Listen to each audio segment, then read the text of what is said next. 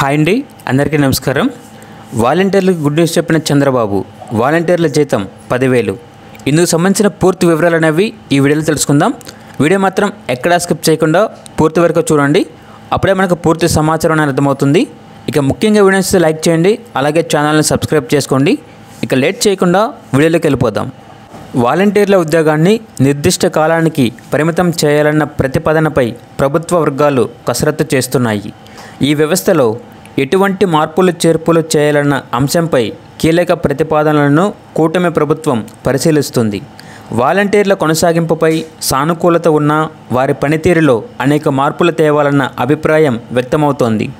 3 ఏళ్లకు మించి వాలంటీర్లు కొనసాగించరాదని, ప్రతి 3 ఏళ్లకు కొత్త వారిని నియమించాలని ప్రతిపాదన వచ్చింది.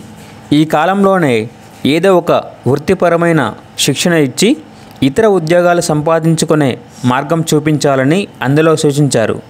ఈ వ్యవస్థలో తీసుకురానున్న మార్పు చేర్పులపై ప్రజల నుంచి వచ్చే సలహాలు, సూచనలు పరిశీలించి తుది నిర్ణయానికి రావాలని యోచిస్తున్నట్లు సమాచారం.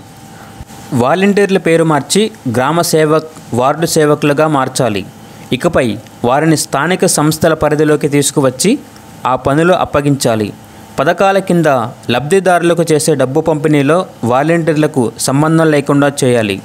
వాలంటీర్ల వేతనం 10,000కి పెంచుతామని టీడీపీ కూటమి నేతలు ఎన్నికల ముందు ప్రకటించారు. ఆ ప్రకారం వీరికి వేతనం పెంచే ప్రతిపాదనలో పరిశీలనలో ఉంది. ప్రస్తుతం 50 ఇళ్లకు ఒక వాలంటీర్ ఉన్నారు. ఇకపై ప్రతి 100 ఇళ్లకు బాధ్యతలు ఒకరికి అప్పగించే అవకాశం ఉందని తెలిపారు.